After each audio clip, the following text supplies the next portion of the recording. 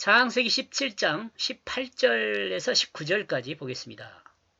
이리하여 아브라함은 말하고 있다. 하나님을 향하여 이스마엘이나 당신 앞에 살게 되었으면 좋겠습니다.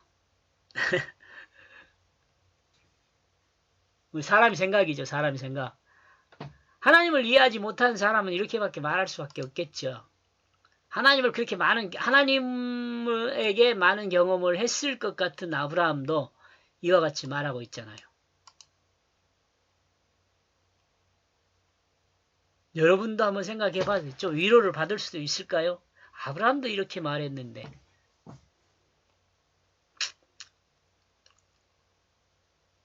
아브라함이 하나님을 향하여 말하기를 하나님이여 이스마엘이나 하나님 앞에서 살게 되었으면 좋겠습니다.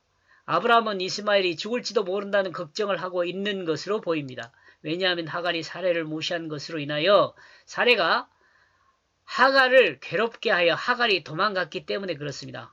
하나님의 뜻을 따라 사는 아브라함으로서는 이와 같은 과정에서 이스마엘이 죽을 수도 있다는 생각을 했을 수 있죠. 그러므로 하갈의 말을 하나님이 들은 것과 같이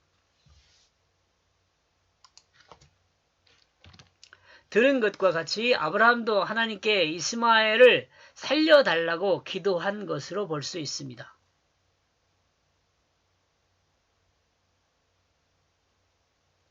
하갈의 기도를 하나님이 들었던 것과 같이 아브라함도 하나님께 이스마엘을 살려달라고 기도한 것으로 볼 수 있다 이거요. 롯을 후사로 생각했던 아브라함, 그리고 엘리에셀을 후사로 생각했던 아브라함, 그리고 이제는 누구요? 이스마엘을 후사로 생각하고 있는 거죠. 아브라함이요. 아직도 여러분과 저는 이 성경 내용을 알고 있잖아요. 그러니까 아직도 아브라함이 그 온전한 단계에 이르지 못해 있잖아요. 하나님께서 이삭을 통해서 그 하나님의 백성, 하나님 나라를 확장해 가겠다는 그 뜻을 아직 아브라함이 모르고 있잖아요. 이는 하나님의 뜻을 따라가는 아브라함이며 하나님임을 드러낸다. 이는 하나님의 뜻을 따라가는 아브라함이며 아브라함임을 드러낸다. 무슨 말이죠? 환경과 조건에서 하나님의 역사를 기대하면 기다리고 기도하며 하나님의 인도를 따라가고 있는 것을 드러냅니다. 잘 이해가 안 가는데 제가 적어놓고도 이름에서 아브람이며 아브라함임을 드러낸다. 이게 그 말인 것 같아요. 아직 이 아브라함이라는 그 정체성으로 완전 바뀌지 않은 상태.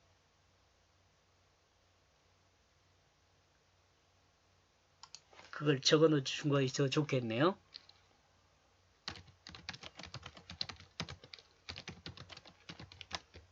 바뀌지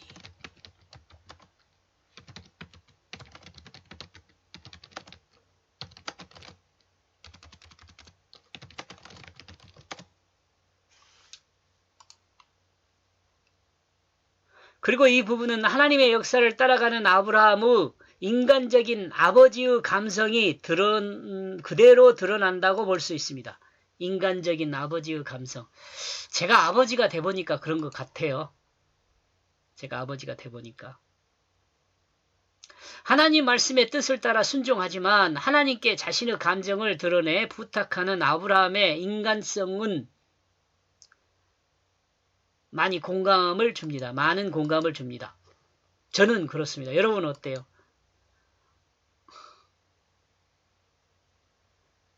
사라의 입장에서는 이해가 안 가죠. 이건 말이 안 되죠.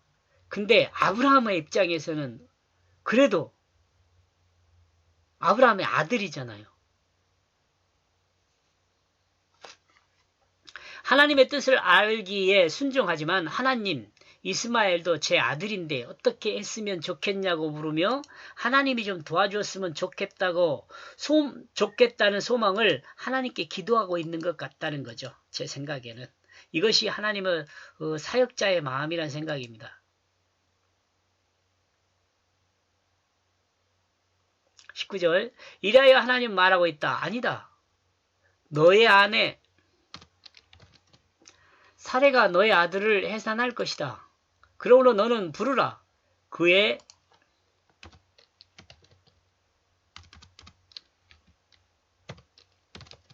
그 이름을 기쁨이라. 그리고 나는 나의 이 언약을 그와 세울 것이다. 그의 후손에게 영원한 언약이다.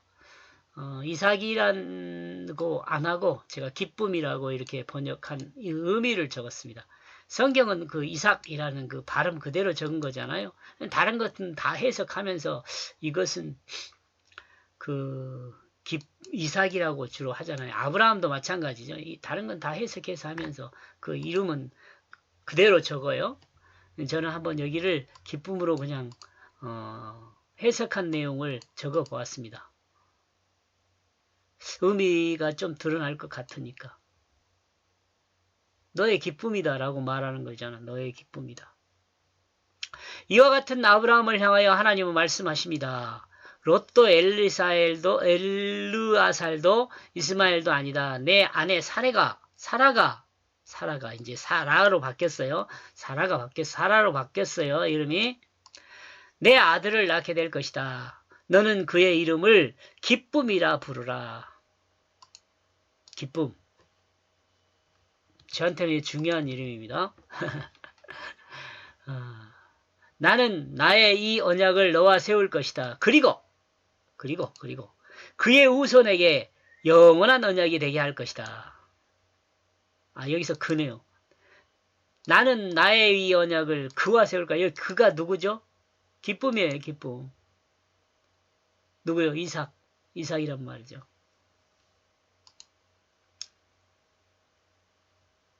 이는 땅의 기쁨이다. 이는 사라의 기쁨이다. 그리고 아브라함의 기쁨이다. 그리고 하나님의 기쁨이다.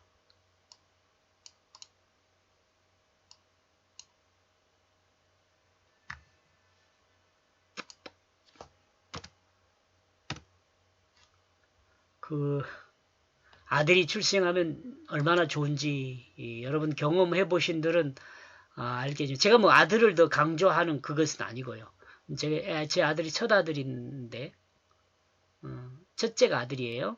근데 그 기쁨은 둘째는 딸인데 그 역시 뭐 똑같이 기쁜 일이죠. 근데 요즘 아까 앞에 저 녹음에서도 이야기했지만 요즘은 뭐 자녀를 출산 안 한다네. 기쁨을 포기한 거죠. 그러므로 하나님은 기쁨의 후손에게 영원한 기쁨의 언약입니다. 그러므로 하나님은 기쁨의 후손에게 영원한 기쁨의 언약입니다. 이는 하나님이 아브라함에게 가문을 세울 수 있도록 이삭을 주어 기쁨이 있게 했듯이 가나안 땅에서 가문이 일어나 하나님 나라의 생명을 주게 될 것임을 드러내는 것입니다. 마가복음에서 이는 내 기쁨이라는 자라, 내 기뻐하는 자라는 하나님의 선포는 예수 그리스도가 하나님의 기쁨임을 드러내는 것입니다. 또한 예수 그리스도를 통해 주어질 거듭난 생명을 기대함입니다. 이러므로 이삭은 곧 기쁨은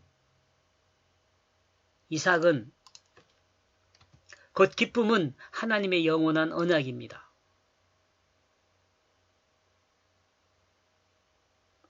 사람들은 복음이 십자가라고만 생각합니다. 그러나 복음의 핵심은 십자가가 아니라 기쁨입니다. 이 기쁨 곧 새 생명의 기쁨입니다. 복음이 십자가로 생각하는 걸 반만 생각한 거예요. 복음의 십자가로만 생각하면 반만 생각한 거예요. 복음의 핵심을 다 생각하려면 십자가와 부활이 다 같이 들어가야 돼요. 다시 말하면 내가 죽었으면 다시 살아야 돼요. 새 생명의 기쁨이 있어야 돼요. 그게 복음이죠. 제가 늘 복음을 설명할 때 그렇게 이야기하잖아요. 복음은 죽을 수밖에 없는 자에게 살 수 있는 길이 있다고 말해주는 게 기쁜 소식이죠. 그게 복음이죠. 십자가에 죽은 자에게 너 이제 끝이야 라고 말하면 복음이 아니죠. 죄를 사함 받았어요. 근데 끝이에요. 그게 어디 복음이에요. 죄를 사함 받았어요. 그리고 나서 다시 새 생명으로 살 길이 있어요. 이게 복음이죠. 진정한 복음은 새 생명의 기쁨입니다. 하나님은 이 기쁨의 언약을 하나님의 백성과 세워 영원한 언약이 되게 하였습니다. 나와 여러분에게도 이 언약을 세운 거예요. 새 생명의 언약. 그러나 아직까지 이 새 생명의 기쁨이 복음임을 드러내지 못하고 있다는 안타까움이 있습니다. 이 끝부분 한번 더 들어보세요. 그리고 여러분 저와 같이 공감했으면 좋겠어요. 새 생명의 기쁨이 복음이에요. 십자가 복음이라고 생각하면 반밖에 모르는 거예요. 여기까지 보겠습니다. 고맙습니다.